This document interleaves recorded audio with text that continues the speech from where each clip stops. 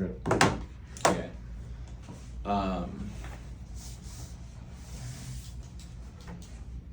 Okay, so first things first, here's how I'm gonna explain this, okay? So there's a 9-step process, so be prepared for that. But there's kind of like overarching principles that you like always want to be keeping in mind the entire time. So I'll do that first, so that you guys can actually understand like what am I trying to accomplish in the next hour? Like how do I leave that VC going like that's about as sticky as I could have made it? And everyone's gonna do this a different way. This is just how my VC is. Dave Mattson came and did a VC training that was awesome. I'm gonna be implementing stuff from that too. So essentially, what you want to start off with is just kind of asking ourselves like why do we do the VC, or like how is the VC like related to the install that we're trying to get out of it, right? Like what is the actual relationship? So what I would say is that when it comes to the VC, I'm trying to avoid coming across salesy. And basically like this is what Dave talks about is like building a relationship of trust, right? And you can do everything perfect, but if you don't have that, then you're screwed. You know what I mean? You can explain everything the best way, be the best teacher, the best educator, but if you're not building a relationship of trust, then is ruined, okay? So pretty much everything, like the overarching principle of the VC is that we're constantly trying to build trust.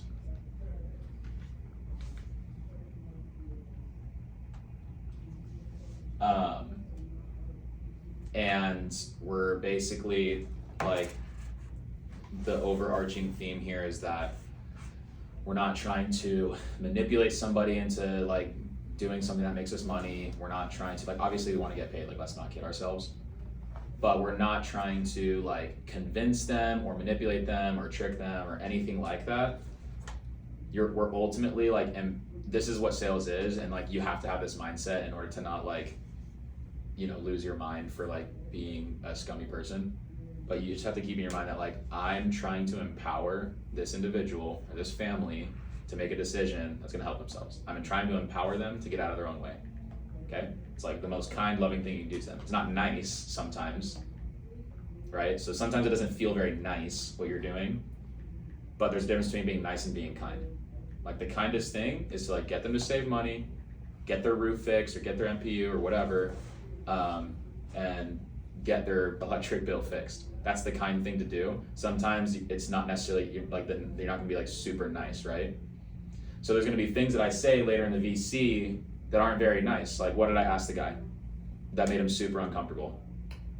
Towards the end or the beginning? Towards the end, right before the documents. What did I say? I don't remember. I said, you're paying this much right now. Oh yeah, you said, what are you gonna do if this doesn't work out, that part? Yeah. Yes. How are you guys gonna handle this Yeah. bill if you can't qualify for this and the bill doubles? Yeah. And he squirmed. Yeah. And I didn't save him from it by like continuing to talk. I just like shut the hell up and let him feel that for a second. That wasn't very nice. It was the kindest thing to do because now he's like convincing himself to do it.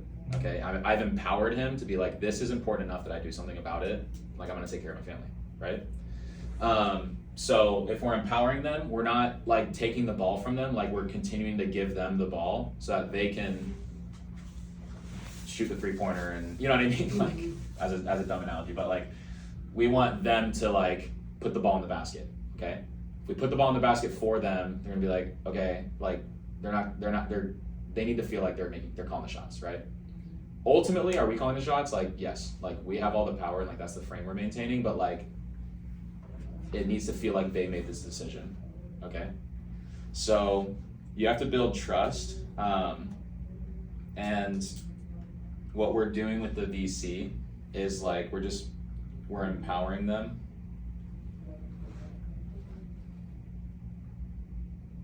and helping them to get out of their own way.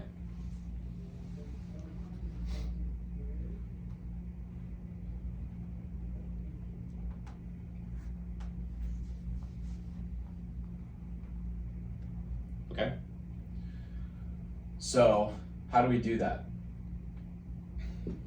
Take this thing.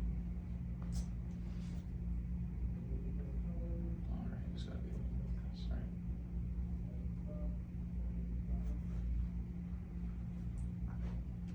right? Okay, so how we do that is there's gonna be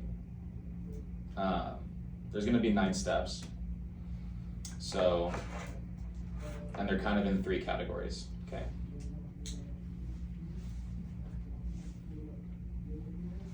Okay, the ultimate goal of the entire VC is to build trust and then empower them to make a decision that's gonna help themselves and help their family, right? So this is kind of like, I call this the warm up, and then this kind of middle part is drilling down.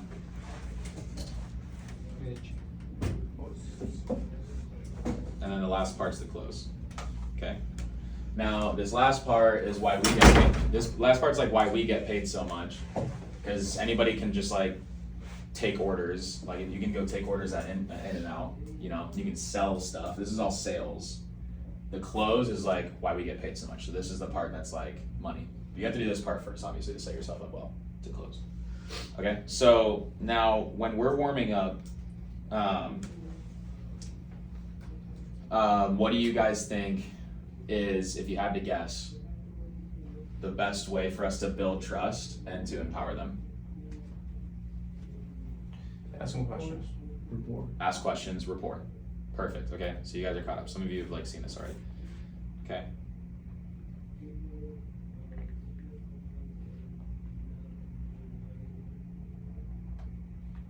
Okay, so this step right here, you guys are gonna be really shocked.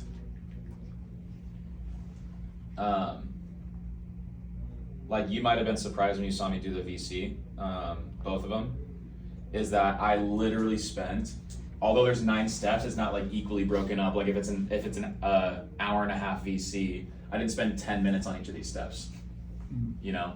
If it's an hour and a half VC, I'm literally doing this for like 45 minutes. Yeah.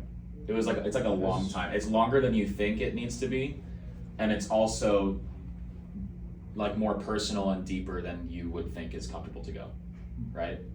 So the reason why we start with this, as opposed to like what else could you possibly start with, right? You could start with selling the PPA. You could start with killing the bill, right? But the common pitfalls you're gonna run into when you just sit down and start selling the PPA or like whatever, and can you do like, and this is a quick aside, like can you do a lot of this stuff at the AC, like at the door before the sit down meeting? Like, yeah, you do have to still breeze through these again a second time if you're gonna like follow up for a sit down.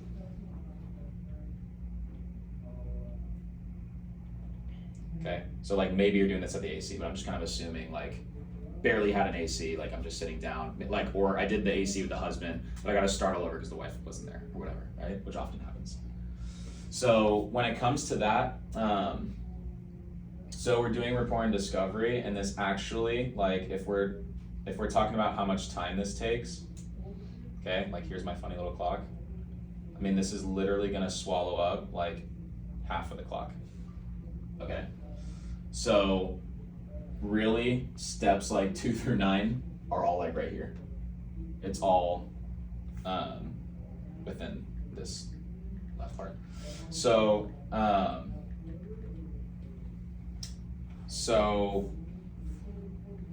it's gonna take up half the time, and it's gonna be like longer and more personal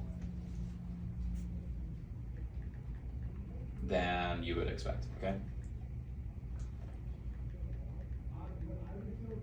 And I'm probably gonna have to find myself some more space here, right?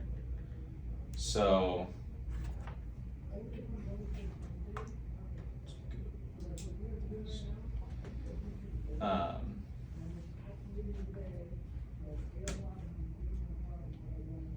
Okay, so how do you do this? All right, and I'll show you, I'm gonna finish up teaching concepts and then I'll actually like sit down with Jeremy and I'll show you guys what this looks like, okay?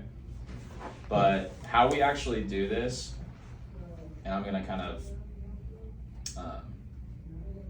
just draw this real quick, is you're basically gonna follow this, like if you don't know where to go and it feels very unnatural and you feel like you're not,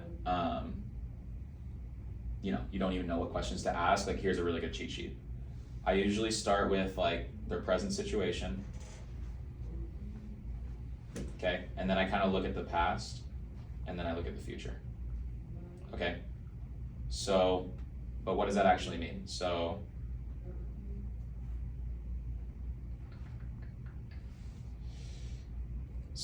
you can also just ask like the kind of classic who, what, when, why, and how, right, of their current situation.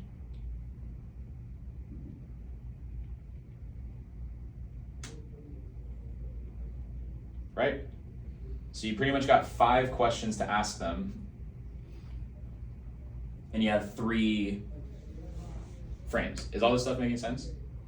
So like, why is this important? Again, if you don't do, and actually, let me just even touch on that. Like, if you don't do the discovery, you're gonna do the rest of the VC, and you're gonna basically share a bunch of information that they don't care about or doesn't apply to them.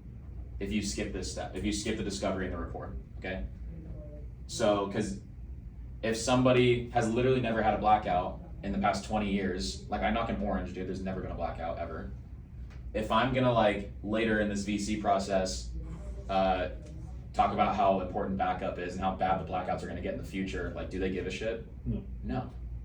So if I don't do the discovery, if I have a really bad discovery, that's when you start talking about stuff that they don't care about and you have very limited attention from them. So you want to like wipe out all the stuff that they don't care about, and you have to find that out in the beginning, okay? So that's why we just don't jump right into killing the bill. Because, and like, I'm just gonna keep touching on things that are gonna be like constant overall in the entire VC. So like the constant theme here is that, first of all, I'm trying to teach as little as possible. Like I don't want to educate if I don't have to. Oftentimes you do have to a little bit, but sometimes you don't have to teach a single damn thing. So that, and then I'm trying to manage my tone, my facial expressions, and my body language. Okay. This stuff right here, the tone, the face, the body language, that's not things that I could teach you techniques that's gonna take me 2 years, because it's like so much little minutia. The biggest theme for doing this part is that you're basically, if you just if you just believe in the product enough, in Sunrun enough, and in the PPA enough, like this will come pretty naturally. And then just as you get reps under your belt, like you'll refine this and have the right facial expressions and tone and stuff like that as you go on. You'll find out like what tone to use when and stuff like that. Okay, that's something I more so have to show you. So now that we know why we're doing the discovery, right? We're trying to avoid a situation where we're sharing things that they don't care about, and we're trying to save ourselves some time and get them to an emotional state pretty early. Okay, so that's huge. Like I'm trying to get, like I'm gonna know when I'm done with the discovery when they say an emotion.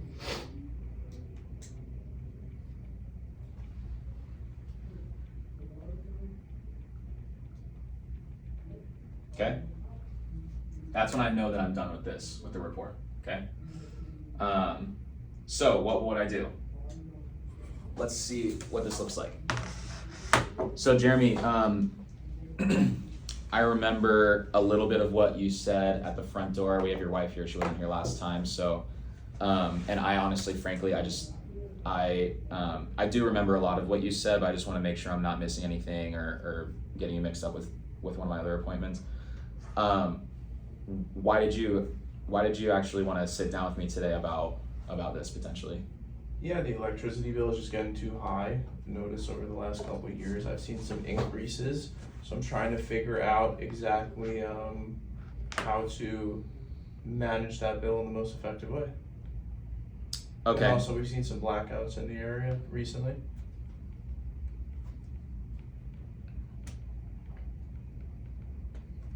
Okay. So you did notice the increases like a lot of your neighbors have. That makes sense. What are you paying right now? So right now the bill ranges from 250 to 400, depending on the month, really. And we plan on getting an EV car in the future. Okay.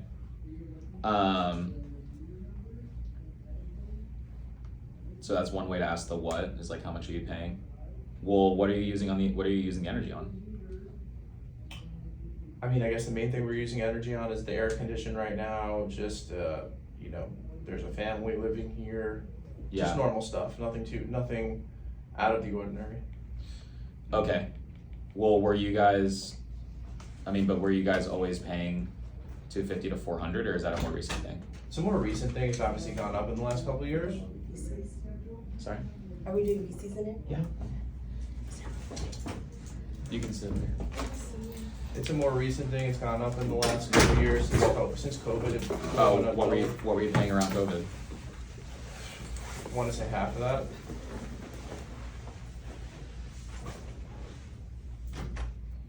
Oh, so you're saying that the bill's doubled in the past 5 years? Seems like it. Okay.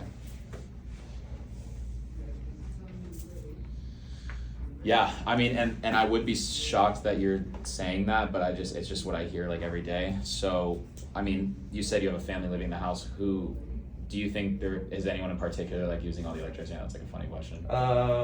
Is it her? Yes, it seems like my wife is using. Blah blah it blah. too Whatever. much. I'm like gonna sprinkle humor throughout this whole thing, right? Yeah. I mean, it's just, you know, whatever. So you can ask like who's like paying the electricity, whatever. I mean, that's a question you can ask. Okay, are you guys? Is it so the rates have gone up, and then are you guys? I mean, whatever. I don't even really know what a how question is, so let's just delete that for now. But are you guys familiar with time of use? Like, have you been? Do you guys know what peak hours are? I've heard about it, but I don't exactly understand it. Okay. It just means you're being penalized in the evening. Do you guys feel like you use a lot in the evening? Of course, it's when Okay. we come home from work. Yeah. Okay, pause. So this is why we do discovery, okay? He just said he doesn't know what time of use is. So, like, there's one philosophy of VCs that a lot of people in this office do, which is totally valid, and I'm not even saying it's wrong, it's just not what I do, where, like, you're gonna teach time of use every time because it generally kind of works. For me and my philosophy of, like, I'm gonna try to teach as little as possible. If he doesn't know what time of use is, like, I'll just mention it in passing, but I'm really not gonna like talk about it all that much. So, okay, so you said you do or don't, I can't remember. I said I wasn't sure. Yeah. Not sure, okay, Yeah. so, great. So this is like, honestly, this grid that I'm drawing out for you guys, this is like in my head. And you could literally honestly write the notes down on the pamphlet, yeah? So, okay, so when I'm building pain later, am I gonna touch on time of use all that much? Me, no. Maybe a lot of people do. I'm not. So he just told me he wanted to sit down over the increases and the blackouts. I have enough ammo right there, so why do I have to teach him more stuff? He already knows about this stuff. So instead of me, again, I'm gonna keep highlighting this point. Like, I don't teach a whole lot. Sometimes I have to. I mean, most of the time you have to teach something a little bit. But here we're gonna hit another like principle, and I guess this little chunk right here, we're just gonna call VC principles. Okay. So another VC principle is going to be that I lost my train of thought, so maybe it'll come back to me later. But so now we've covered the present situation, and he's told me like. Oh, that's what it is. Okay. So this is from Alex Hormozy, if you guys know who he is. He's a really successful businessman, like hundreds of millions of dollars. So his one of his sales principles is that you really only ever want to say 3 things throughout the entire VC. Okay? So that's either going to be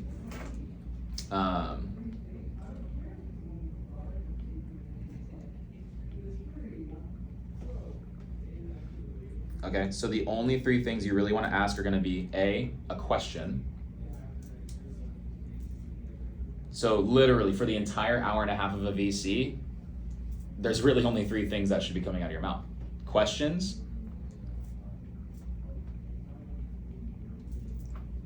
okay, questions, you repeating what the homeowner already said before,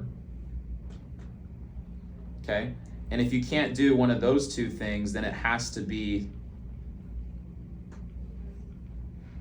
supplemented with a story or an analogy. Got it? So keep that in mind as we talk about the rest of this stuff, okay? Discovery, I'm just asking a ton of questions. And then earlier he was like, oh, my bill was half 5 years ago. And I went, oh, so it's doubled in the past 5 years? Okay, I'm just repeating back to what he said to me, right? Okay, and then he goes, I don't know what time of use is. Oh yeah, it's just like you get penalized in the evening. It'd be like if you went to the gas station at 5 and like instead of it being $5, it's $7 because you're using it during a peak time. Story. No, Great. Did I teach something? Okay, I just threw in a story to like help it make sense, because as much sense as this stuff makes to you guys, you've had this conversation, you come to office trainings 3 days a week, and then eventually in your career you'll have this conversation hundreds of times. You will be shocked how simple something will feel to you, but the homeowner just like can't grasp it. So you gotta help them out with a story, okay? So that's why I'm gonna throw in a story with every single thing that is not a question or just something that they had already told me, okay? So I'm building up ammo here. Present situation. Okay, and in the past, okay, so it doubled. Did you guys change? I mean, did anyone move in or out, or any kids like move out of the house since then? Doesn't seem like your kids seem young. I don't know. Nothing like that recently, no. Okay, doesn't apply. Okay, and also still not gonna talk about time of use. So, why do you think the bill's gone up? To be honest, I'm not sure. I just know that the bill has been. I'm not too. It's not a trick. It's not even a trick question. Like I actually like. I think that like you probably already like have an idea, just like on your intuition. Like, what do you think it probably is? Probably, from what I understand, is just supply and demand. Boom. It See? seems like, yeah. You already knew it. I didn't have to tell you anything. Okay. He could have literally said that like aliens have made the bill go up, and I would have agreed with him. Great. But what am I doing? I'm empowering him. Okay? The homeowner, the moment they feel like they don't understand even a small part of like what's going on and the whys in the house, they doubt themselves and they go, I'm too stupid, or I don't make good decisions. I don't trust myself to make a good decision regarding the solar. And then they're gonna ask their friend. Their friend's gonna say a lien is getting put on their house, and they cancel. Okay, so they first and foremost, like, we need to get them to trust themselves. Okay, because like the natural thing is that they're gonna trust themselves more than you, and then they're gonna trust their friend and family more than you, and then they'll they trust least of all. Okay, that's why the only three things we're really ever gonna tell them is gonna be questions, repeating what they said, and then if I have to say something outside of those, it's got to be supplemented with a story. Because if I can just get them to say, my bill's high, this is the reason why it's high, instead of me convincing him that the bill's high. So his intuition told him that it was supply and demand, right? But if I didn't ask that question, and then when I'm killing the bill and I'm going, yeah, the supply and demand, blah, blah, blah, and I'm teaching and I'm convincing, isn't it so funny that it's literally what his intuition would have already told him, but now that I'm convincing him, he actually doesn't believe it as much? But I could have just had him say it, and he believes himself, that's his best guess. Like, yeah, that's exactly it. Okay, boom. Why do I have to teach him about how supply and demand works and like economics? Like, he already knows that. So now I can just be like, dude, and then it's just like you don't have to like freaking kiss their ass, but it's just like, yeah, no, see, you got it. Like, it's not a trick question. Like, you already know why it's high. There's a higher demand. So, and can I supplement that a little bit? It's like, okay, here's a story. There was 2 grids. There was gasoline and there was electric, and they were pretty much the same size. California's made it so that And notice how I'm like using my hands and I'm like my body. Now they want to shut down the gas and the nuclear, and they want to go. Am I going to explain this stuff like right this second? Maybe not, maybe later. But I'm just telling you, like now I can later. I'm going to take what he said and really paint this picture, a story. Or like, am I educating him? Yeah, he already knew it was demand. So like, let me just supplement that a little bit. Okay, there was 2 grids. There was gas and there was electric. Now they're taking all the gas. They're shutting down the gas plant, and they want the electric to handle that. But the change is just happening so fast. So this hasn't gotten strong enough to be able to handle the weight of all the gas. So now you have electric vehicles and AI and electric water heaters and electric dryers and electric, and just boom, boom, boom. The grid can't handle it. They can't build it up fast enough to handle the new demand. That's why they're doing this, okay? You see how that works? And then the future is kind of like I'm not gonna touch on it too much, but it's just basically like, this is me figuring out if I gotta talk about offset. Yeah, so this is like the shortest part of the whole discovery. Okay, and then I was curious about a couple things, because it'll help me build you guys the right system. Is anyone moving in or moving out? No one's moving in or moving out. Okay. I did mention Young possible family. EV in the future. Okay. That's it, yeah. Yeah, so EV, got it. How soon would you probably get that, you think? Hopefully in the next year. Okay, so pretty soon. Yeah. Okay. And then, are you at all interested in shutting off your air conditioner at 5 to try to save some money? No. Because that is an option. That's another option if we can't get this going. No, Not interested? That doesn't Okay. sound good, no. Okay. Yeah, it's just I like to talk about like all the options we have available to us. Okay. And like, I'm just curious, like, do you think that the demand's gonna slow down anytime soon as far as on the energy grid, or? I don't believe so, no. Yeah, okay, so we're probably just gonna keep, like, there's not really, I mean, do you think there's any signs of like your bill slowing down from increasing? No, Okay, no. got It looks like it's gonna keep increasing, and that's it. Boom, okay. And what was the most, okay, so now, what did I say? How do you know when you're done with discovery? Emotion. If they say an emotion, right? Has he said an emotion yet? I don't think No, so. he's just spit out like facts, right? Yeah. He's just telling me stuff, right? So we haven't gotten emotional at all yet. So is it time to move on? No. Okay. So if they haven't, a lot of times they actually will say an emotion up to this point, but he hasn't. Maybe the walls are up. Maybe he doesn't trust me yet. That's fine. Okay. And notice the tone. What is one of these overarching principles of the whole thing? Okay. So tone. I can't just be like, I'm gonna ask a question, and if I ask it the wrong way, it's gonna be weird. But if you ask it the right way, it's totally fine. Does it affect you guys when your bill increases and you have the blackouts?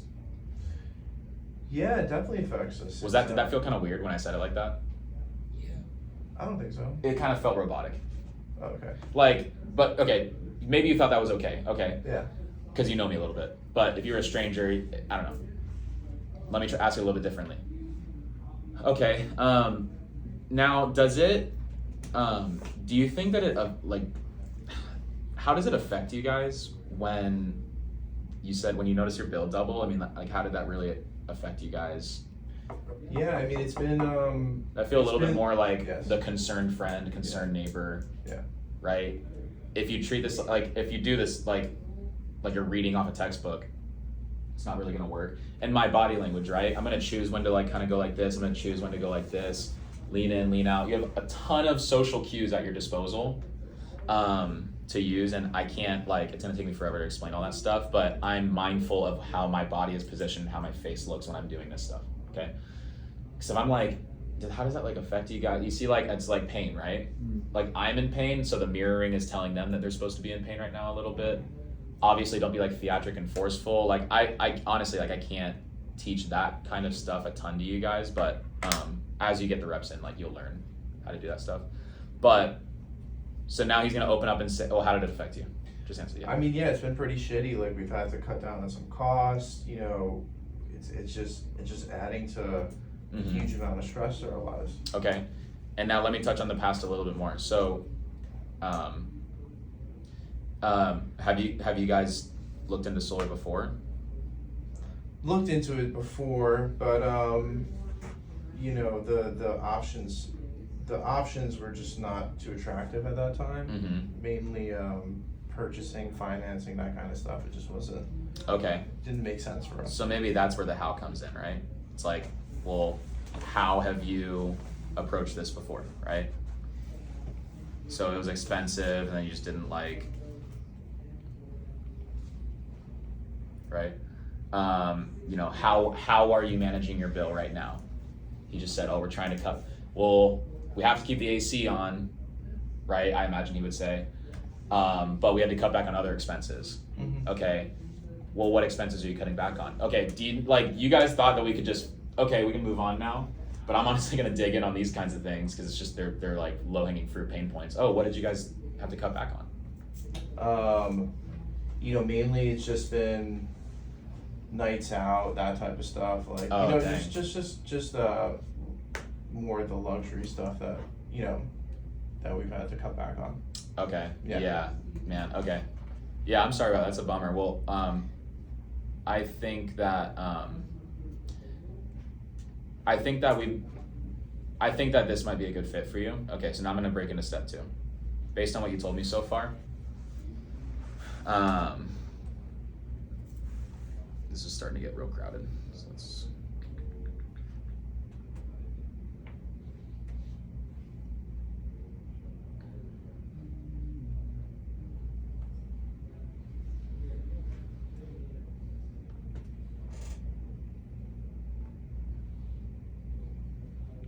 All right, thanks for bearing with me, guys. I can't like write and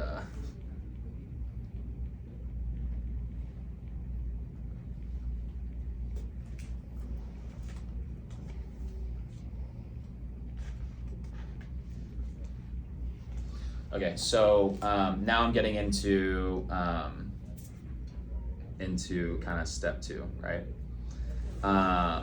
So step 2, this is where, again, what am I trying to do throughout the whole entire VC? Build what? Trust. And what am I trying to do to the homeowner? Empower them. Right? So I need to verify that and a big way that you build trust is that the homeowner feels like you understand them. Okay? So we don't want to move on from an opportunity to like basically communicate to them like, hey, I know exactly what you're going through, like maybe even better than you do. So I literally you just got to make sure that you label the whole discovery. You got to label it. Can you close that door real quick? So what does it mean to label it? So labeling it just means that you're labeling it means we're doing one of these 3 things. What do you think it is? Repeating, like you Yeah. summarize it. Boom. Okay, so let's literally just summarize everything that we just said, okay? So, and this is what it looks like. Okay, so Jeremy, it sounds like, I just want to make sure that like I'm understanding your guys' situation so I can make sure I'm like building the right system for you or just even figuring out if any of this system makes sense for you. And I think based on what you said, it would make sense if you got approved. But let me know if this sounds about right. So your bills doubled since COVID, and that was, you said that it's, in your words, you said that like it sucks that you've had to like cut back on luxuries. Mm-hmm. So, and it's because of your air conditioner, and then you're thinking like it might actually get worse once you get the EV, and so when I was telling you that there's a program that could help for that, you wanted to see if you were eligible for it, because it might make it so you can like get the luxuries back and, you know, mitigate how much the EV hurts. Does that sound about right? That sounds right, correct. Yeah. Okay, cool, because I just want to make sure I understand. Okay, huge trust. Okay, like he knows that I understand. You basically, the labeling is just like summarize. All you're doing is you're just summarizing their situation better than they did.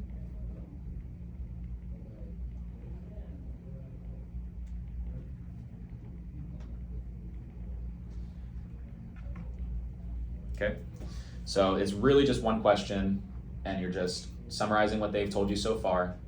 Okay, you're framing it in a little bit of an emotional way. Oh, you said it sucks. So it sounds like you were just saying that it was like inconvenient when you had to blah blah blah, you know. Okay, so you label it. Now, Jeremy, before we started recording, Jeremy told me that his favorite part of the VC that we did is that I lowered their guard and I got the wall down by explaining the whole, basically I was just covering what we're gonna do today. And once they found out that today's like not a sale, they were honed in. They weren't like wondering when the pushy sales part comes up, and they just like opened up, right? Yeah. Again, empowering the homeowner, building trust. So, and the homeowner expected this meeting to be like 10 minutes, let's face it, and we all know that it's gonna take like an hour at least. So sometimes they start to fidget, get a little antsy. And one principle that I like to do to help them not have those thoughts and wondering like, okay, how much longer is this gonna take, is by doing this step number 3, okay? So step 3 is where I'm gonna basically, the principle just kind of goes like this, like we watch a thriller movie and it feels exciting, or like a mystery movie, because we don't know the ending, and so we feel like anxiety, and it's like that's why it's fun to watch a mystery, because like you don't know how it's gonna end, like you don't know what's coming next. So when the homeowner doesn't know what's coming next, they feel anxiety, but like we don't want them to feel anxiety during the sale. So we can totally eliminate the anxiety by just like spoiling the ending, okay? And I just call that setting the agenda. So basically setting the agenda is just, you're just gonna go over the rest of the VC. So you're just gonna go through steps 4 through 9, and you're literally just gonna tell them what all you're about to do, okay? Before you do it. So just spoil the ending. Okay, here's what that looks like. And after this, we're done warming up. Now we can get into drilling down, which is where we're going to, if we're ever gonna teach, like it would be in this part, in this like middle chunk, to try to like build more pain or just get more, I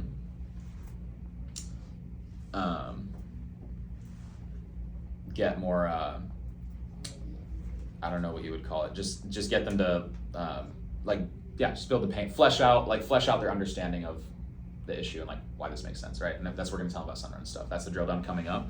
But first I'm gonna set the agenda, so here's what that looks like.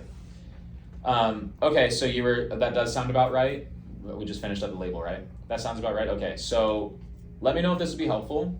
Here's what I can do if you think it would make sense. And I'm gonna go through the next 6 steps, which I haven't told you guys what they are, but I'm about to tell the homeowner, right? So I'm going to basically just explain how, because you said it's like the demand that's the reason why the bill is so bad. So I'll just touch on that like a little bit, just so you guys understand like why this is gonna keep happening. And then I'll tell you how like Sunrun has a couple options that can totally fix that if we can get you guys in. And then we'll go over numbers. And we'll just go apples to apples, compare like what are you guys paying now or like pay in the near future versus like what you would be doing instead if you got approved. And then after that, if you guys still feel like this is a good way to mitigate like the increases and the blackouts that you guys have been experiencing, then we can talk about possible next steps, which would just be to schedule a tech to come see if you guys are eligible. So just so you guys know, today was never about like we're gonna say yes or no to solar, because we don't necessarily know if Sunrun is like comfortable with that, because we don't know anything about your house. So today's just purely informational, and then as long as you guys feel good about it, we'll be able to schedule a tech out. So I'll email you everything we talked about today. They have you initial and acknowledge it, but just so you know, like Sunrun's not gonna make any decisions or commitments today because we just don't know anything about your house, so it wouldn't be really wise for us. But that way, at least by next week or in a couple weeks, then you would have all the information in front of you to be able to decide together as a family. So does all that do you feel like that would be a helpful way to move forward today? Or? Yeah, definitely. I think that's sounds like a good way to move forward. Okay, sounds good. So Great. So now he knows that there's going to be stuff to sign and that there's no sale at the end of this. Now, once he's given me the verbal commitment that he's going to sign paperwork as long as the numbers aren't like stupid, which they're not going to be, they literally can't be even if you max rate them, then you can kind of, but like you don't, because you don't want to sell the site surveyor, sell the VC, so you can just say comments like, okay, yeah, hopefully, and then once we get the tech out, like hopefully when I come back next time to see you guys, like I'm able to bring back good news, because then it's like, and then it's a no-brainer. I'll kind of tell you why, because right now, we're kind of in this situation where, explain why the bill's doubling. Okay, so Dave Madsen will go, we're shipping power in from out of state. This is where you can get kind of like, so when you have a lot of experience, you can be more free flowing and whatever. You guys probably aren't at that point yet because maybe you don't know a ton about solar or the grid or whatever. So that's fine, like you can get a little bit more scripted. So I would reference you to Dave Madsen's VC, where he's just saying like, yeah, basically the pamphlet, does everyone know the pamphlet, like writing the pamphlet, teaching them about the delivery charges and stuff? Mm-hmm. You know, a little bit? Yeah, so this is where we can go into the pamphlet and just write up, just doodle all over it. Yeah, so right now you get your energy from blah, blah, blah, and blah, blah, blah. And do you think that costs money? Who do you think they're charging for the delivery? You, right? Okay, so then you draw the dollar signs. Okay. Well, yeah, and then, so let's look at your bill. Crack open the bill. Okay, so half of your bill is delivery charges, and then you get this charge and this charge. If they know about time of use, you can touch on it. For me, if they don't know about it, I would just be like, yeah, they're penalizing in the evening. I wouldn't really like try to build my whole case on that, something that they're not familiar with. I would just build my case on demand, which he said, right? So that's the more free flowy part that I'm talking about. Like if you don't have a lot of experience and you don't know what to say next and you're kind of starting to feel yourself not know where you're going, that's fine. Just refer back to some kind of scripted pain building that you learned from like Rich or Dave or wherever, okay? So like I said, Rich will go pretty much the same thing as Dave. He'll just go like delivery charges, blah, blah, blah. Build pain on their bill and then write in the pamphlet to just provide context. But like I said, try to teach as little as possible. And if you have to teach them a new thing, like if he didn't know about rate increases, but I think for me to get this closed, like I need him to believe that there's rate increases because it's true. And a 3.5 escalator doesn't make sense unless there's something worse. So if he told me he doesn't think there's rate increases, then this is the part where I would teach him about rate increases. Okay, but I got to supplement to the story. I'm not just gonna be like, yeah, so your bill went up 23%, it went up 100% the past 5 years, and so that for your bill, that means it went from 100 to 200. And I'm just like spitting out numbers like I'm a human calculator. They don't relate to that. So when I'm building pain, and building pain is just basically like empowering them, right? Because you're making it urgent enough where they're gonna do something about it now. Okay, so that's, again, let's touch on like why we're even going over each of these steps, because all of these have a purpose, like every sentence that I'm saying, I'm not just saying it for no reason. So when we build pain, yeah, I'm gonna teach them as little as possible. If I have to teach them anything, I'm gonna supplement with the story. Yeah, so the rates have gone up quite a bit. A lot of your neighbors say it's doubled since COVID. Have you noticed your bill go up at all? Yes. Yeah, so he, like his character that he's chosen today, like did experience that. But let's say he didn't experience it. Okay, well now I gotta teach him something. Okay, yeah, let me show you this notice that we all got. The bill went up 23% this year. Some people don't look at their bill too much, so maybe you didn't notice, but that is really significant because I don't know if you like watch the news, but you know like the inflation that they always like aim for is like, what is it? I don't even remember. I'm not sure. I think it's like they want the inflation to be like 3 to 4% or something like that. That makes sense. But your bill went up 23% in 1 year. Yeah. Okay? And then the year before was 17, and the year before was 14. So that's kind of like inflation, like with gas, right? Like the gas has not gone up 4% a year; it's gone up a lot more, right? So that's a story, right? The gas, like it's easy to relate the electric to the gas. Like people, for some reason, understand gas more than electric. That's the same thing.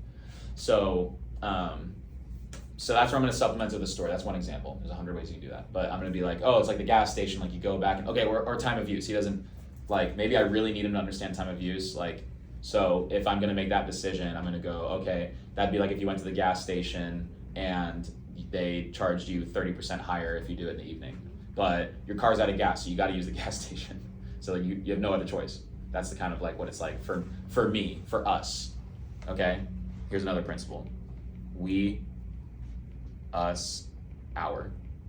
Not you, your, me, my, right? The more you, your language I say, the more we're on two different teams. The more our bill, we, us, that is like we're on the same team, okay? So as a principal, try to avoid you, your, me, my, mine in a sale. And as a principal, try to stick to inclusive language like, hey, we're in this together, okay? Okay, so once you've built pain, boom, now we can finally talk about Sunrun, okay? Now, the worst way to talk about the PPA is to get into all this nerd stuff that they don't care about. So I'm not gonna explain freaking net billing tariff to them, you know, like they don't care. I'm not gonna explain how exactly the technology works. They don't care. No one has ever, I mean, I think there's like basically almost nobody has ever like gotten solar because they like solar. I mean, would you guys agree? Like, do you know anybody that actually like nerds out over solar? No. Maybe you met one engineer while you're knocking that does. Yeah. But they can get solar from anybody. So the reason why they're ultimately going solar, let me just fill this in real quick. So that's like pamphlet, Kill Bill. Okay, so when we're selling the vacation, the reason why we sell, why am I saying sell the vacation? I'm saying because no one wants to go solar, they want what the solar does. You see? So like, this is the worst way to sell, to do this part of the step.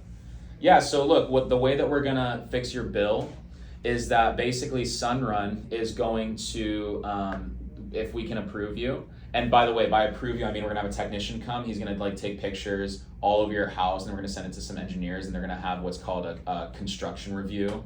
That's when the architects, and then there's actually like an engineer review too, and they're gonna go over this cool stuff. They have a ton of software, and with those results, like if we can approve you, and maybe you need like a MPU too, and like maybe you need a new roof, and like I can see if I can have Sunrun like pay for that, but I don't know about that yet. But anyways, then assuming we get past that step, do you see, like he's like, we're in a drill right now in the office and he's bored, like, and he's like supposed to be paying attention to my lecture right now. So imagine a homeowner, bro, they don't care. Yeah. Let me keep going a little bit longer. So then, yeah, but if we can get you approved, what's gonna happen is Sunrun, they're gonna buy a bunch of solar panels, they're 395 watt. And that's pretty like good in the industry. It's not the best, like it's technically 410, but like 395 is pretty good.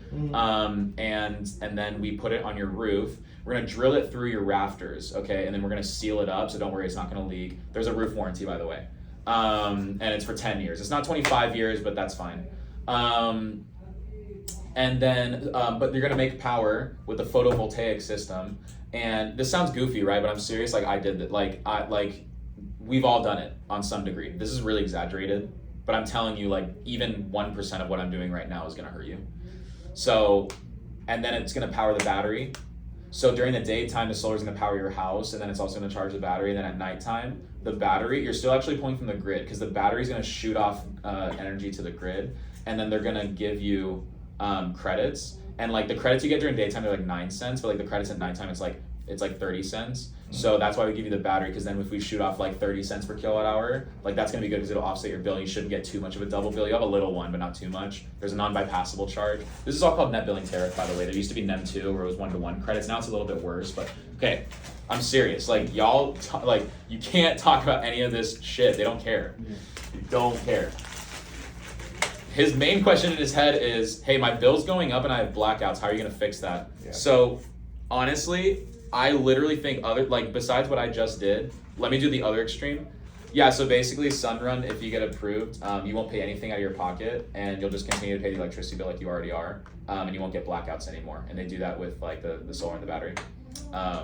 So that's pretty much how it works. And then I can just start going towards documents. Honestly, that's the opposite extreme, right? I barely said anything. Mm-hmm. And that would be better than what I did before. Yeah, you'd probably be more likely to get the close if you just did that opposite extreme of just like, hey, in simplicity, your bill's not going to go up anymore because it's powered by solar, and you're not going to get blackouts anymore if you get approved. So let's start looking at the documents. That would honestly be better. Way better. Now it's still bad, because it's not quite enough information. Yeah. But anyways, do you get the what I'm getting at? So selling the vacation, the first example that I showed you guys was as if I went, yeah, so you're gonna wake up at 3 and get Uber to the airport, and then you're gonna fly to Cancun, they're gonna miss your baggage, and then you're gonna sit next to a crying baby on the plane, but then you're gonna get to the beach and then have your pina colada at the resort, whatever, right? Too much information and too much like the in-between stuff. Or I can say, hey, so basically if you sign up with us, we're just gonna get you your plane ticket, and by Friday you'll be sitting in pina colada on the beach. Sound good? Sounds good to me. Okay, which one's, like, you know what I mean? We want to basically just mostly focus on the end results. Like, hey, you're gonna wake up in 5 years and your bill's half of what your neighbors are paying. Okay? As we're going over the PPA, as we're going to the product stuff, okay? So selling vacation is what it is. I already kind of explained that. So you just basically need to, this is where you're gonna sell like the product, not the product, but you're gonna sell the service. This is a solar service. You just go over the PPA and benefit. Okay, so PPA and benefit, and then also this is where we need to build a reputation on Sunrun.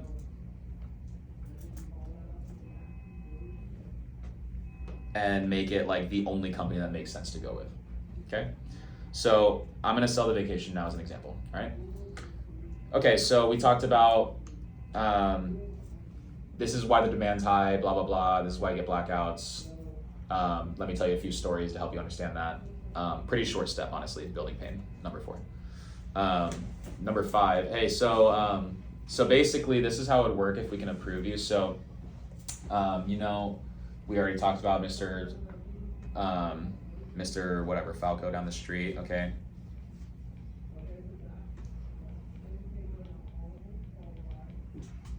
Okay, so 2 other principles I want you guys to be focusing on is like bandwagoning and soft seating. So bandwagoning means you're mentioning all the neighbors that have already done it on this street nearby.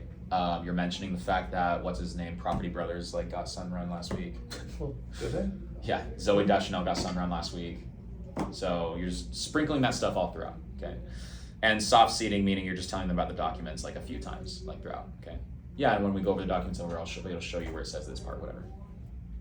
You should give them plenty of opportunities to object to you and tell you that they're not going to sign something, because you'd rather them tell you that before you show the prices and go over the proposal. Because I'm going to teach on that a little bit later, but just so you guys have it in your heads a little bit now, like you want to get all the objections out before, which is the next step, So I'm still touching on sell vacation, but just so you guys know what the next step is, you're eliminating objections right before you start closing. Because you want to have the objections handled before you go over proposal and stuff, not after. If they object to you after the proposal, it's a nightmare. You're done for. It's very hard to overcome those. It's definitely possible. You should still try, but it's just harder. Way harder than like just eliminating it beforehand. So anyways, but let's focus on sell the vacation. So I'm just going to tell you, hey, yeah, so Zoe Deschanel down to the street. So she went with Sunrun last week, and so the way this program works for her.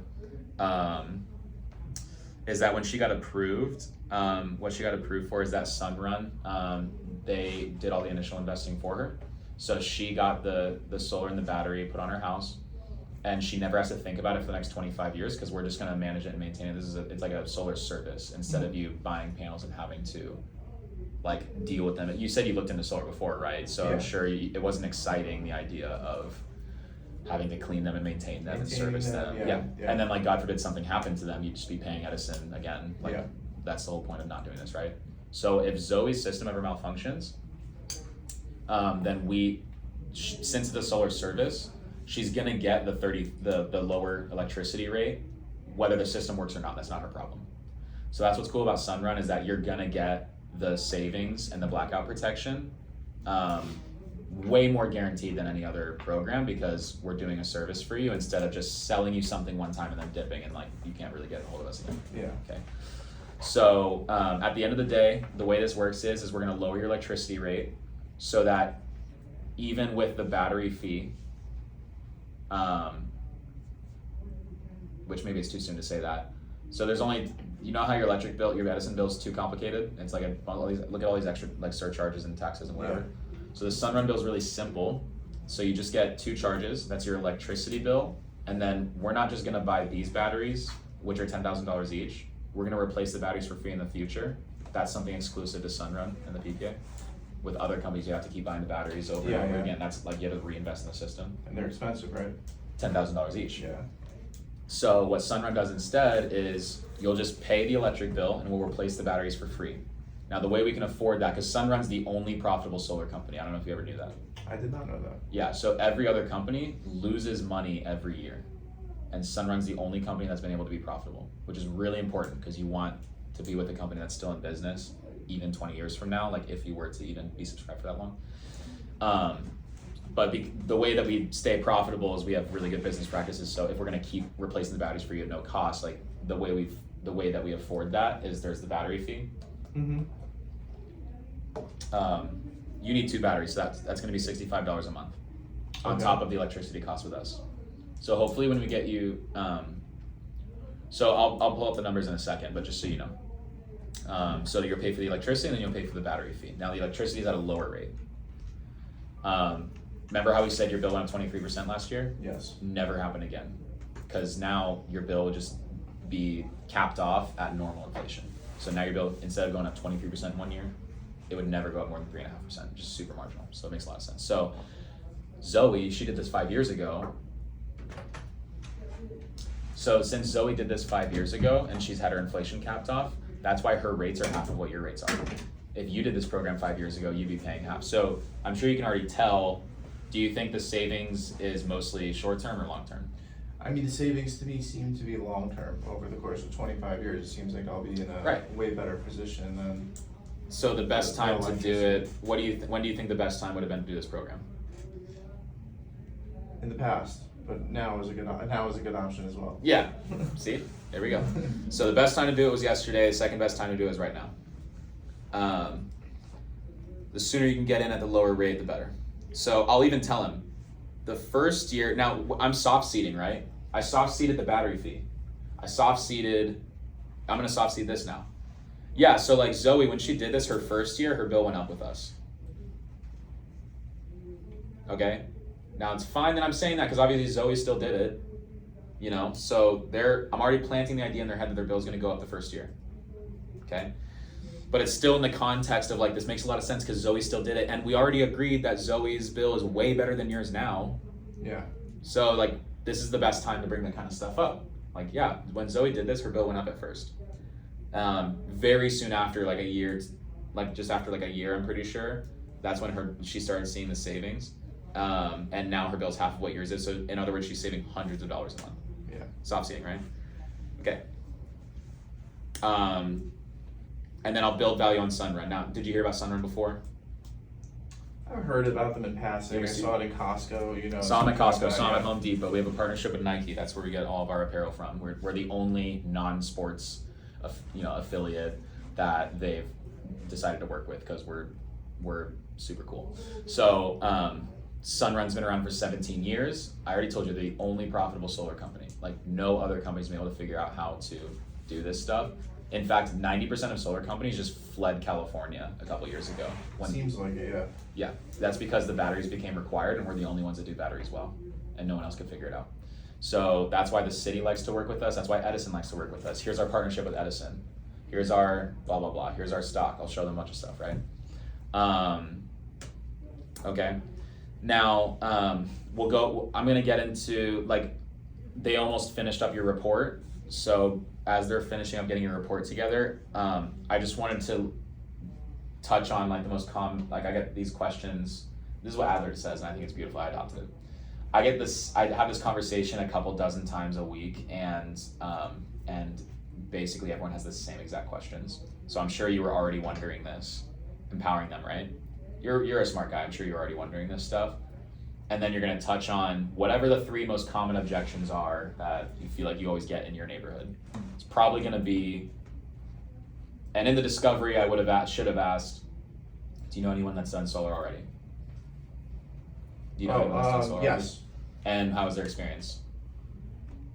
couple bad ones. Like what happened? You know, one guy had to take a big loan out for his solar. On top of that, you know, the company went out of business, so it's kind of been a mess for them. Jeez. And Are they at least saving money? you know, I'm not sure on that one. Oh yeah, okay. Yeah, you know, I know some people that got Sunrun that seem like they're doing well. Okay. Yeah. So okay, great. Now that gave me, if I asked that in Discovery, it would have given me ammo right now. Okay, Yeah. so the most common objections is like, how long do I keep my savings?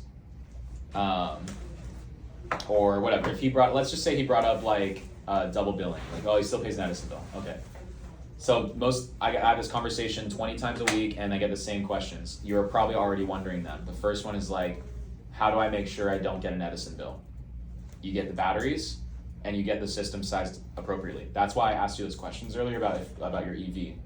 Okay, because if you get if you get like the perfect system for today, but then you get the EV, then you're gonna get overages that spill over. And that's people's biggest complaint about solar. So I'll tell you the bad news up front. I'll tell you the worst part about solar.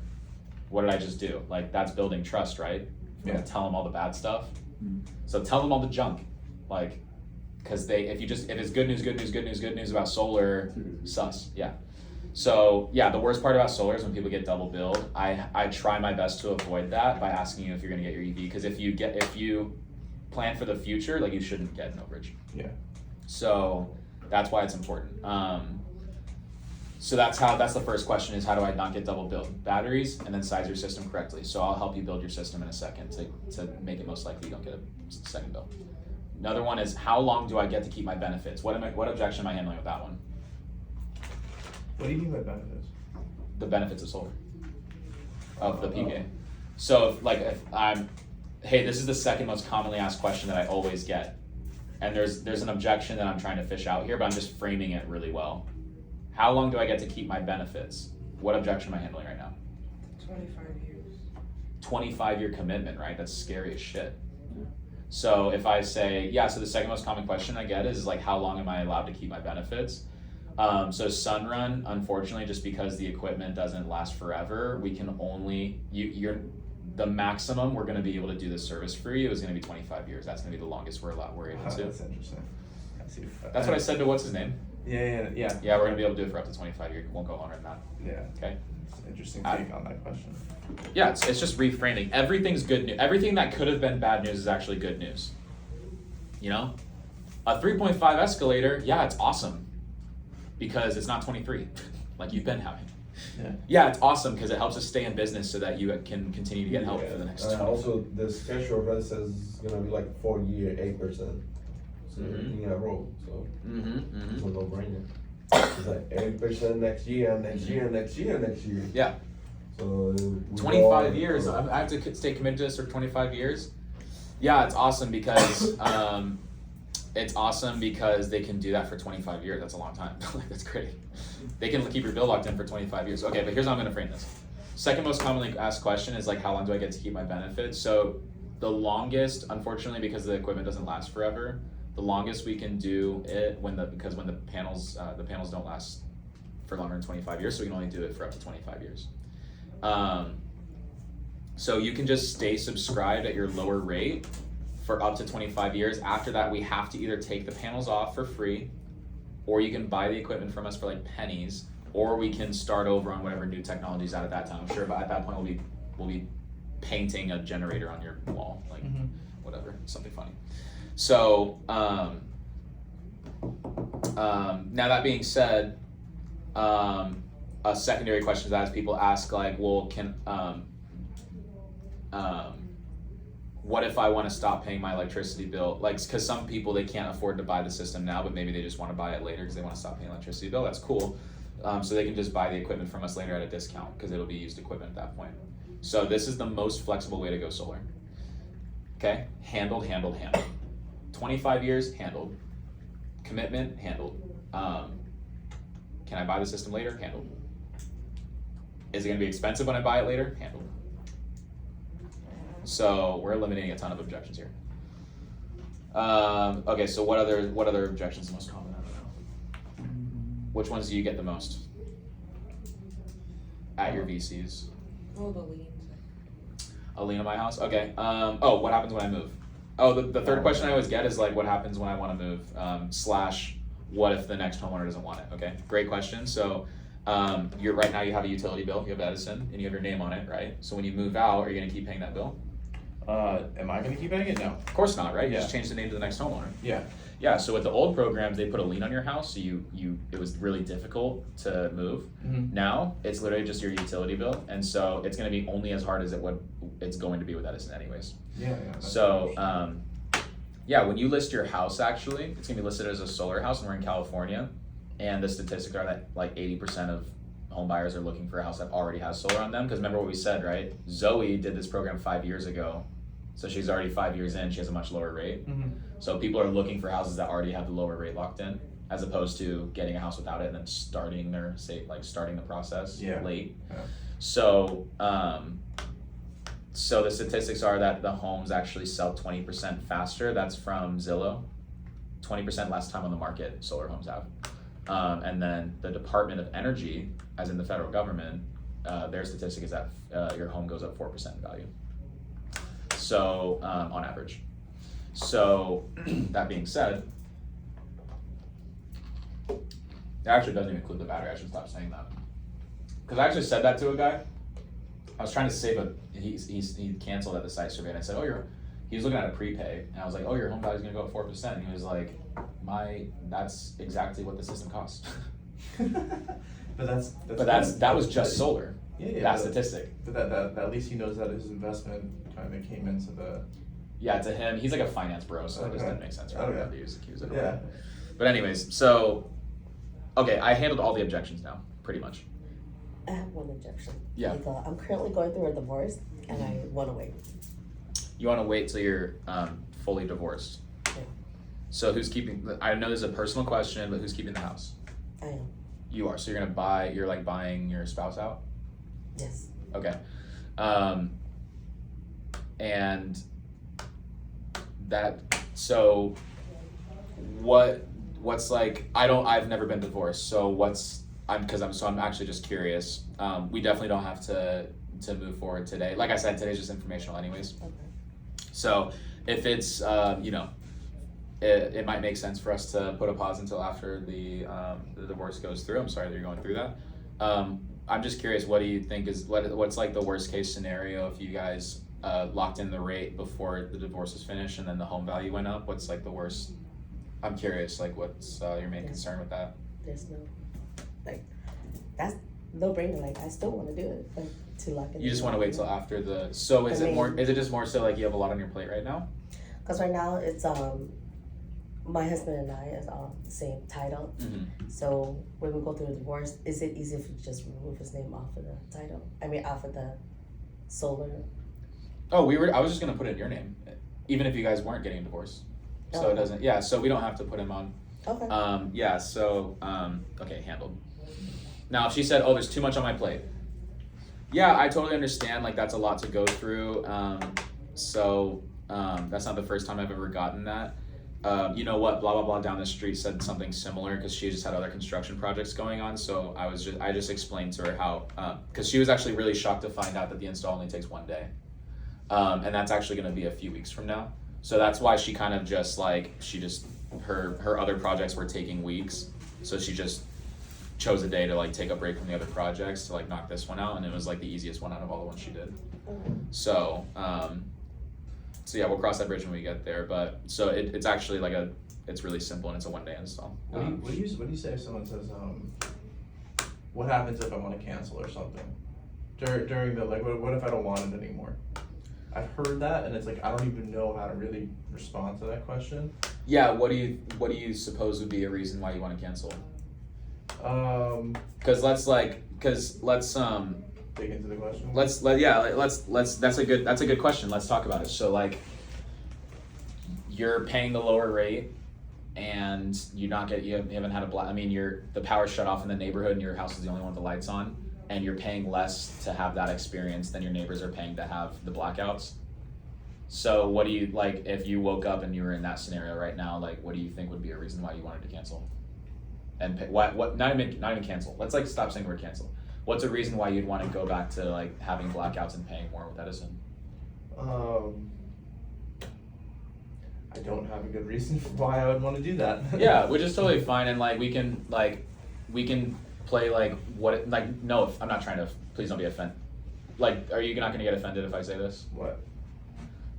Okay, that's another like sales tactic, but you're just kind of like, because now you can say anything and they can't get offended. You know, so I'm gonna be like, yeah, like you're not gonna get offended if I say this, right? Say it. Because it's like, you know, with anything in life, like we can play what if games all day, but then you wouldn't have married your wife, you would have never gotten this house and any of the other like blessings you have in your life. So, like if like there's real reasons why you would want to cancel. If you had a double bill, like that would be a good reason to cancel. If you had, what am I gonna do? I'm gonna bring up all the stuff that isn't an issue with Sunrun, right? Mm-hmm. If you had a lien on your house, you'd want to cancel. If you had a blah blah blah, you'd want to cancel. So like, if you know, those would be good reasons, you know, to cancel. So that's why I love the PPA and I love Sunrun, because we pretty much made it like risk free for you. So it's, you know, whatever. Then we'll move on, right? Like you just need to get the homeowner to say, there's no reason, I'm just playing the what if game. Yeah, I understand what you're saying. Okay. And then you're like, yeah, like we can, like you just gotta agree. Yeah, I totally get that. Like sometimes I get, sometimes there's just opportunities that are like too good to be true. And then like there have been times in my life where I kind of like talked myself out of something that I totally wish I did. And the what if game is like a breeding ground for that. So I totally get it. This is the reasons why you want to cancel. Boom, boom, boom. We don't have any of those issues. So it's a no-brainer. Let's move on. Okay. Yeah. So, and then you just have to transition, okay? So eliminating objections. So the reason why we're doing it at this point in the sale instead of later in the sale is because the very next thing we're about to do is go over the proposal, go over the designs. And what you need to do right before going through the designs is price anchor. Okay, then you do the proposal. Okay, so we need to eliminate objections before going over the proposal, because what did I say? If you get an objection after the proposal, you are screwed, because anything you say, you can do it the most eloquent way, you're still coming across defensive. Like you can say you can manage the objection as perfectly as possible, you're still being defensive, you're still reacting, and we never want to be reacting, we always want to be kind of the one leading the way, one holding the hand, right? So that is why we want to do it before going over that stuff, okay? Okay, if you get,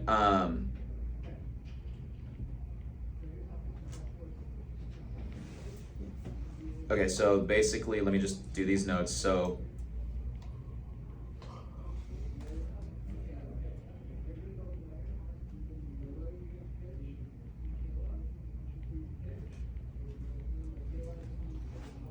wow, my handwriting is so bad.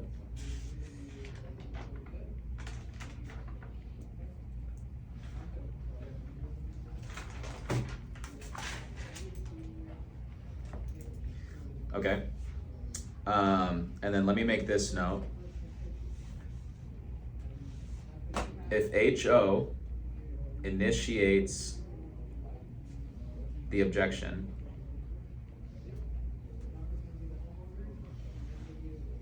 you have to agree, reframe, and transition. Okay? Everyone know what that sounds like? If they bring it up first, I want to ideally be bringing up the objections before they do, so I'm always on the offensive. Now, if they bring it up first, that's fine as long as it's before the proposal. Now you just have to go, yeah, I would feel the same way if I was going through a divorce and I would be really overwhelmed.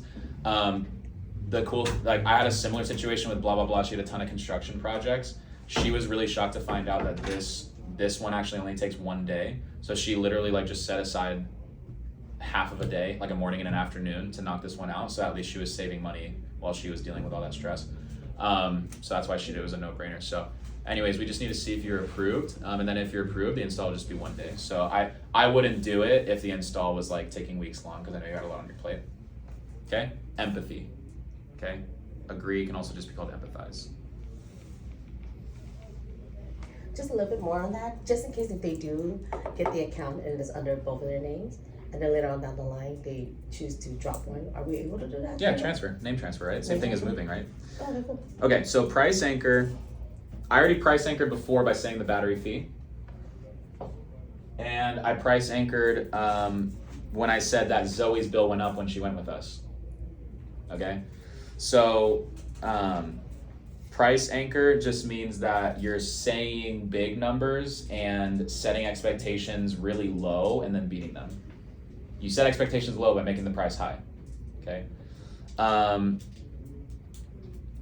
So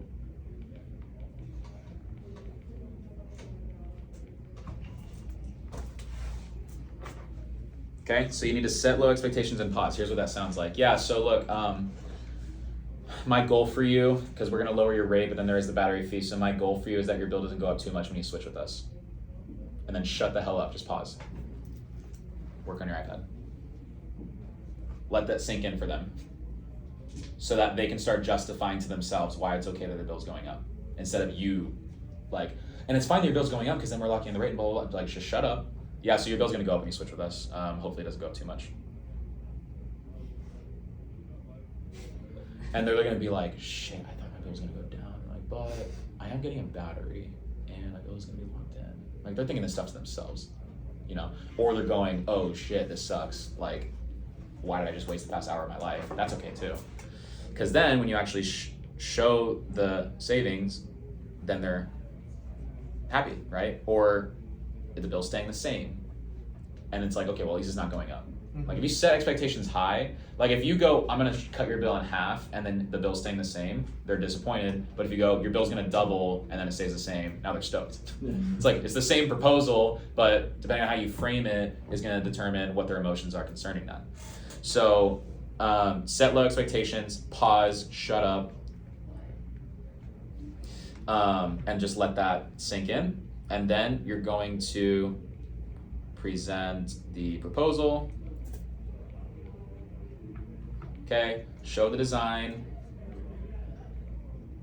Okay, I zoom on panel price. So the sub price, not the grand total, I show them the panels, right? So that's not including the battery fee. These days, this is brand new what I'm doing and it's been working pretty well. I show them the panel price, go, yeah, your bill's this. Now remember the battery fee, but you're paying electricity for this. See, now you're saving whatever it is, blah, blah, blah money, blah, blah, blah percent. Okay, now you do have the battery fee. So here's the grand total, boom, be super clear. This is the actual grand total. This is the price, okay? Okay, and then VPP.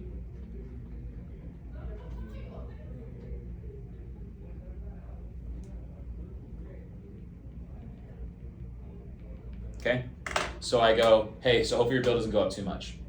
Oh, this is good news. Look, you're paying this much for the electricity. You're saving this much. Now you do have the battery fee, so that's $65.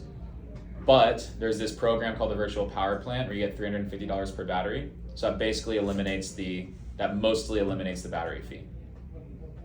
So I've been giving everyone 2 batteries. They get $700 a year. And I don't like to do math in front of the homeowner, but you guys, $65 times 12 is $780. Minus $700 they get per year, because $350 times 2 batteries. So there's $80 left a year. Divided by 12, that's $6.50. So then you can just be like, yeah, so your net cost is gonna be the solar cost plus $6.50.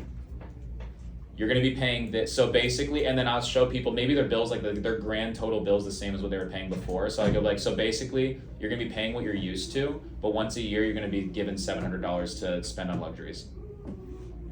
Yeah. Then you're gonna wake up in 5 years, and instead of your bill being blah, blah, blah, it's gonna be like double. Now you're still paying, just about the same. Yeah, I was thinking to ask the same question because I've been playing around, and for me, it makes more sense to get Tesla Powerwall than get a regular battery. A what? The regular one, the normal battery. And instead get them regular battery. In Edison, No, Oh, but this is, yeah, I mean, I'm. we don't even do anything else but Tesla. You shouldn't be doing anything else but Teslas in Edison. No, but that's what I'm saying, so Yeah, like, so that's a good conclusion, yeah. it makes no sense. Yeah, shift sucks. I forgot what it is in the first place. I just forgot about it. So what is this $700 thing? I've never heard of that. That's Oh, okay. it's with Tesla. Through Tesla? Yeah. Yeah. Is that new? Yeah, and I'll literally Google this in front of them. Yeah. VPPSCE. Tesla. Same thing works for PG&E. Okay. So I go, let's go on Tesla's website. So Tesla, they're deploying multiple times more batteries than any other company. So they've been, and that's why we like to work with Tesla. We actually have a $500 million contract with them. That's why we have all their batteries and no one else does. And when you get a Tesla Powerwall, you get put on this program, and we'll auto enroll you in this program and any of the other ones that are coming out in the future, because there's other ones in the works. But you get $350 per year per wall. Yeah. You're getting two, so you get $700. The other thing is better, is 2 is better than 1. And realistically, they can earn more than that, right? Isn't it like per time they pull from? Average. This is average. It's average, yeah. So they can earn more. Average. So then, on top of that, like I have a homeowner. When I showed him this, he literally got four freaking batteries, because he goes, okay, well, if every battery after the first one is $25, Yeah, that's 25 times that's 12. the other thing I found out. Yeah. So 2 batteries is way better because it will lower the cost per battery. Yeah, of course, because the extra one's 25. Yeah, it's a 1 Like, battery on is that $40, logic- 2 batteries is 65. On that logic, the second battery, literally, Yeah. they make $50 per battery after the first Yeah. one. So actually, the only thing that, like, if they really like believe that and understand that and digest that, then they'll literally get as many batteries as they can fit on the effing house. You know what I mean? So A how lot do of they- times you can only fit 2, but you know, So how did they enroll in this? Like it's this- automatic. Sunrun's gonna. If you do the verification call, Sunrun's gonna tell them.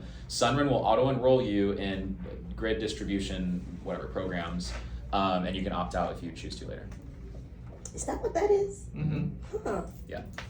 The reason why Sunrun doesn't talk to us or anyone else a lot about that is because we don't know how long this program's gonna be out, and we don't know.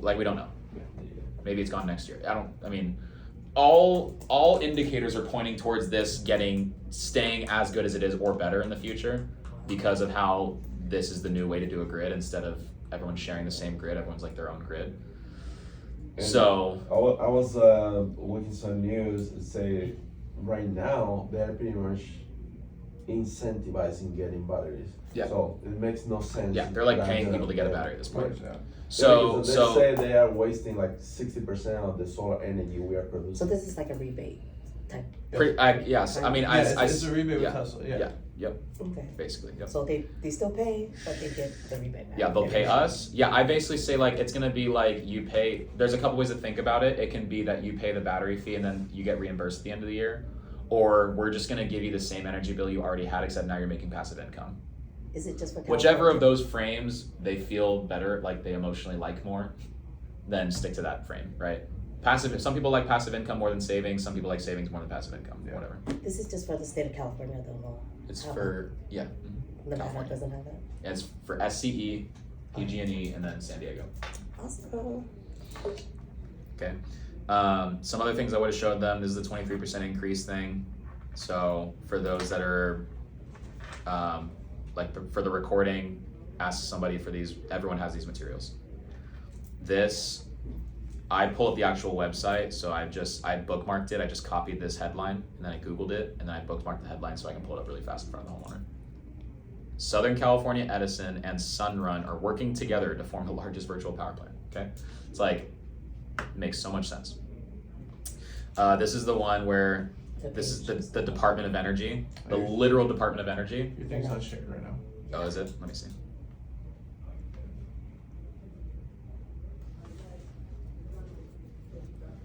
It's weird. Maybe the internet went out.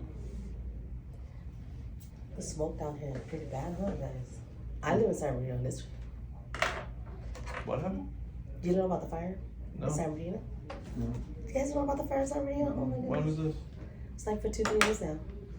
is bad. Like, I don't like you don't see the I don't smell. watch the news, so sometimes I have no. You don't smell the ash out I down have there? no idea. You guys don't Okay, smell guys, the just- ash down there? Well, this is just for the recording then. So, Sorry. 4%, 4% higher home value right here. I just show them. It's on the literal Department of Energy, like the federal government. It's the most social, whatever. This is the one that's, you can just Google this headline and pull this up on the internet. That's our partnership with Edison. I'll show them, whatever. I'll send them our Google reviews because it's 4.8 stars. This one right here, I would say new people should be, when it comes to eliminating objections step, you should be using this graphic right here. Because if you might be too new to remember all the objections you have to eliminate, so you can just go through these bullet points and it literally just covers all the most commonly asked objections and it answers them. Partnership with Costco, partnership with Home Depot. So if anyone asks me like what my slides are, that's it. Okay. So now we've shown them the price. Now there's one thing we got to do. I'm gonna ask this one more time. What is the overarching thing we're trying to accomplish with the VC? Gets Build the site survey. trust. Not so. I don't want to sell the site survey. Yes, I do need the site survey done. I do need the site documents. Build trust, yeah. But I mostly want to sell the install, right? So I want to build trust, and then I want to empower the homeowner, right? Okay. So right now, this is the part that this is the most common time that they're going to get in their own way. Okay, because now it's time. The last step obviously is like VC, collect their payment, sign docs, and this is where they disempower themselves at that step. So what can we do right before that last step to empower them as much as possible and build as much trust as possible? Okay. This is how I do it. So I will do something called a consequence question. Wow. Let's try this one. Your thing is on the screen. I know it won't go back up for some reason. But I'm recording my screen and I'm gonna edit this together and make a video out of it I can send to people another time. Okay, consequence question. So,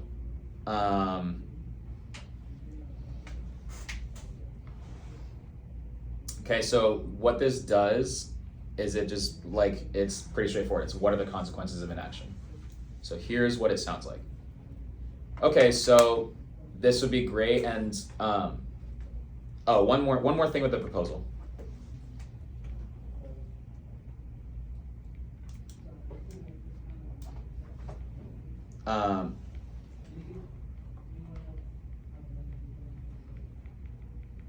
If you can have the homeowner make the design, because that just makes it stickier. If they literally place the panels on their own roof with the iPad, that's just cool. And then if it makes sense for them to get a higher offset, explain to them how the overages work. Hey, if you get a system that makes 100% offset, that's based on your past 12 months. If you get an EV, every time you plug the EV in, you're going to be paying Edison for that at their higher rate. That's doubling. That being said, I don't want you to get too big of a solar system because then you're just paying us for energy that you may never really get around to using. That being said, if you get extra electricity now and then you get the EV next year, the extra electricity you don't use, it's not going to disappear. It'll just be credited on your Edison account. Then let's say there's another month that you go over, you'll redeem the credits first. So, okay, it's like rollover minutes on your phone. Okay, see? If you're gonna educate them on something, you gotta tell a story, because I literally just saw Drew confused there for a second. I said it's like rollover minutes. He goes, oh. That's literally what it's like with the homeowner. Like you start teaching them shit and they're like, and then you go rollover minutes and they're like, oh yeah, that's the story. Okay, it's like rollover minutes. But if you are paying for if you're paying for 1 million minutes, you're never gonna use all 1 million of them. You're just gonna keep growing your bank, and they're just paying for minutes you're never gonna use. So now this is gonna sound like this might surprise you guys, but I'll literally tell the homeowner, if let's say there's a scenario where they don't need the extra offset. Okay, I'm just gonna keep using exactly what I've been using. Okay, now they have no reason to do an offset, right? Am I gonna force a high offset? Am I gonna force a 150 to go in? No. People have tried that in this office and they made nothing for like a couple quarters. It was hilarious.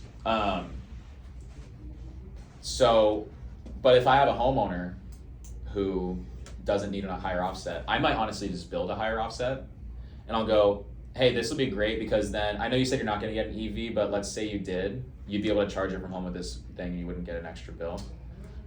Hold on. I'll just be like transparent with you. Like, I would get paid more if you got the bigger system, but I don't think you should get the bigger system. I think you should get the smaller system because you said you're not getting an EV. So do you guys see why that builds trust? Yeah. You're It literally makes it telling harder. them you're telling them something that is not in your best interest, in your own best interest. So, Are you doing interviews today? yes, Okay. Yeah. Did they send the list out? Yeah. Okay. I can do it. Yeah, just I'll be out there in a second. I'm almost done. Okay. I don't do that every time, but that's something. If you truly believe, I mean, basically, guys, like you can tell the truth, like as much as possible, and it helps you get the sale. So I'll tell the homeowner who does not need an oversized system. I'll be like, yeah, you could get this oversized system, because then you could like charge an electric vehicle here and increase your savings and blah blah blah. You did tell me you're not getting an EV though, so if I were you, like I would get paid more if you got the bigger system, but honestly my advice to you is to get the smaller one because that's more aligned with your goals. Okay? Literally tell the homeowner something that is not in your best interest and tell them how like that you're losing money. You know? And it builds trust. Okay? They all know you make a commission. Like there's no getting around that. You're not like they don't believe you when you act like a utility worker, okay? So they know you're making a commission. Tell them that your advice is to have them do the thing that makes you less money and they will love you. It works. So anyways, that's so don't force the higher offset. That's just what I was saying right here, right before getting to the, I know I just kind of went on a tangent, but don't force the higher offset. You know, tell them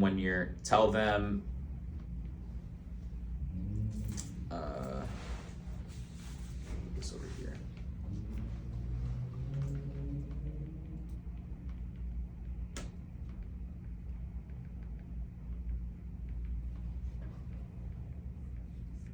Yeah. so- Whatever, just give them whatever. I'm like really just give them like your personal recommendation.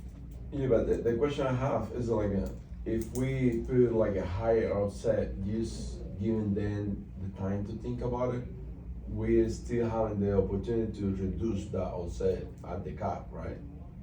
Yep. So it's basically like, Adler does this, which I agree with. He'll try to do the 100% offset and then increase the offset at the cap if they want.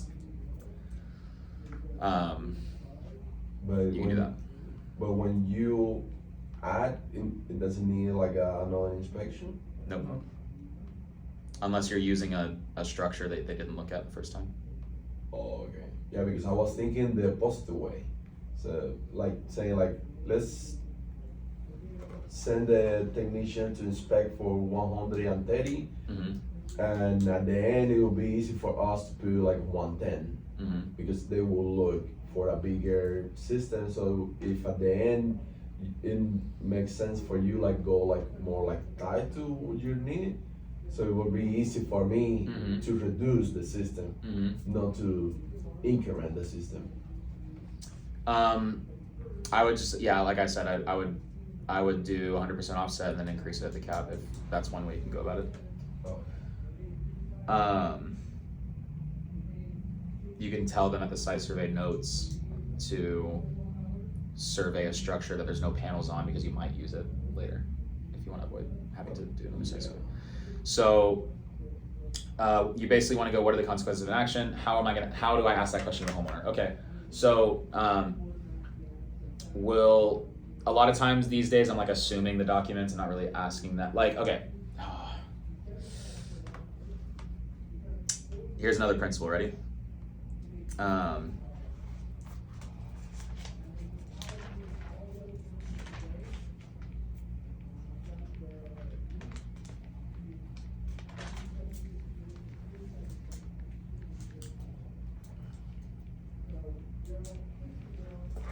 Okay. Get as much commitment as you can get away with. So if you can get the doc sign without going over the cancellation policy, do it.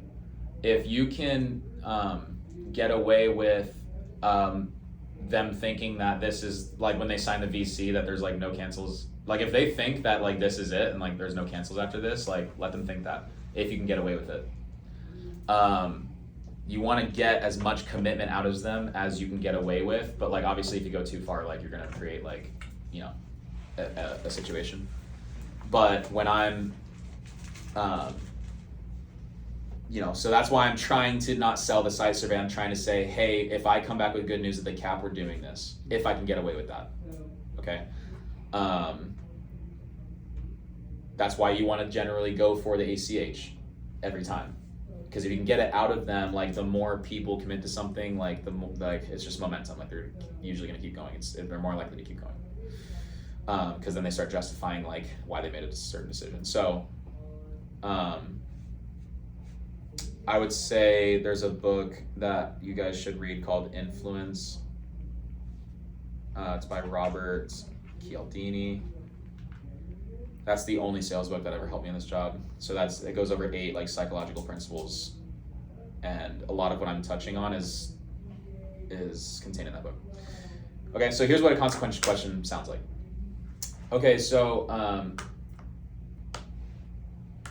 we're gonna, the reason, okay, now I'm remembering why I went on that tangent. So I'm gonna either assume the documents, or I might literally, I'm touching on this too early. Okay, let me finish the consequent question. So if this doesn't work out, and you said you know the Edison bill's gonna double in the next few years, right? So if in 5 years you're not paying $250 anymore, you're paying $500 a month, just in case you guys don't get approved for this, I just want to game plan with you guys like some other options there could be. Like, do you guys have a plan when the bill doubles again? I might have to work more. Oh wow! I don't know. Like take extra hours. Yeah, like, who knows? Yeah. Well, what if you just don't? What if you just cut back up? I mean, you could try cutting back on the air conditioner. Yeah, we can cut back on the AC, but it's, you know, that'll probably be step one, cutting back on the AC. But I mean, it'll still be expensive, way above what it is now, right? I mean, but would it even? I mean, I don't know. Do you think it would be inconvenient if you guys cut off the AC, or do you guys think Of you course it would could be. handle It's it? hot Because up some here. people just No, can handle it. we I don't like know. the AC on. We Okay. like to keep the house cool, you know, and it's comfortable for us for sure. okay. We So we could cut it, but it'll be okay. yeah. If we can't get approved for this, we're gonna look at, okay, you could try cutting off the AC. You can, especially around like 5 to 8, that would be a good time to look at that. And then you could just generally, I don't know. I guess, okay, so like hopefully you get approved for this, and then we just don't have to deal with that stuff. Yeah. So where do you want to go from here? You tell me. Well, I was saying, because the next step was to get the tech out, so I can just start. I don't know. I can start emailing the offers to you as we get the tech let's out. do that. Okay. Let's start there. Great. So that's what I'm saying. Get away with as much commitment as you can get, right? So sometimes you have to assume the documents. Sometimes when they're in and they're like consequence question, their emotions are like here. Didn't I ask what's his name? Where do you want to go from here, or did I assume it? I don't remember. You did ask. No, I mean with our VC. Oh. I don't remember. I think so. I believe. I just remember there was a bunch of VCs last week where I didn't say, okay, we're gonna do the documents now. I just said like, what do you want to do? And they said, I want to sign the documents. I want to get the site surveyor out. I want to qualify for this. You know? And if you can get away with that, you should, because you're just building momentum towards the install. Okay? If you don't think you can get away with that, then go ahead and assume it. Okay? So maybe most of the time you'll have to assume it. But if you have somebody that's like emotions are up here and they're sharp and they really get it, like you can just ask them, well, what do you want to do? And they're like, I want to schedule a site survey. Yeah. So now you're not telling them to do anything. Everything's their idea, which is empowering them, which is building trust. So you see how the whole thing's just like a big circle as the framework starting to get built for you guys. So, and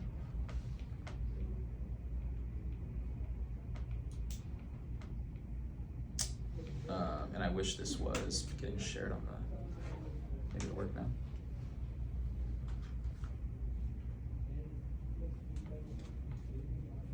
So weird, anyways.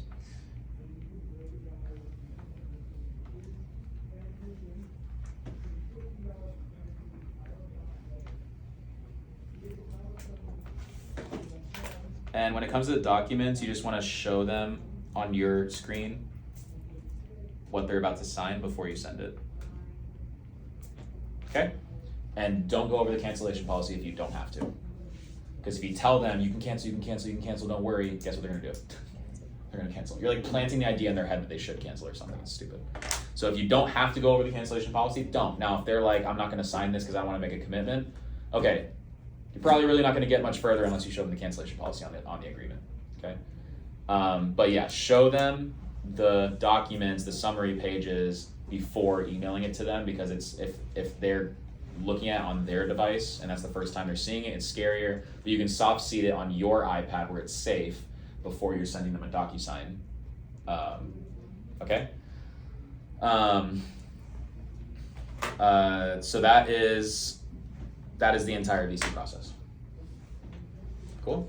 Yeah. Schedule a site survey, and just have a good texting relationship with your homeowner. If you guys have rapport and you both like the Raiders, whatever, text them about the Raiders game. Like, that's a nice bonus. If you can text them something totally unrelated to solar that came up in your guys' conversation, that's how you build trust. So that's the last step of the VC, and then you're just kind of waiting for the cap. Now for the cap, so here's a bonus. I'll just go over my whole cap process because it's really not long. It's like 10 minutes. You show up at the cap, tell them all the good news systematically. Hey, so I know we blah, blah, blah, blah, blah, blah, blah, blah. So I know we were waiting on the roof. Well, okay, so we got the electricity, the electric box, we got the structure, we got the roof, we got looking for a place for the battery. Here's the good news, but, all that stuff checks out, you don't need to pay for anything, blah, blah, blah, it's approved, okay? Here's the bad news, if there is any. Maybe it's cap A, but you generally want to hopefully have bad news and be like, hey, the electrical box needs to be upgraded. That usually costs $4,000. Sunrun can usually get a discount on that, so Sunrun was actually going to quote you $3,700. I didn't want you guys to pay anything up front, so I actually pulled some strings. I got them to subsidize it, so you'll never pay for it. You won't finance it or anything. It'll just be done as part of the project, and they won't charge you. So that's really good news. So lucky. Here, let me send that to you because I want it once so that you can lock in your free MPU.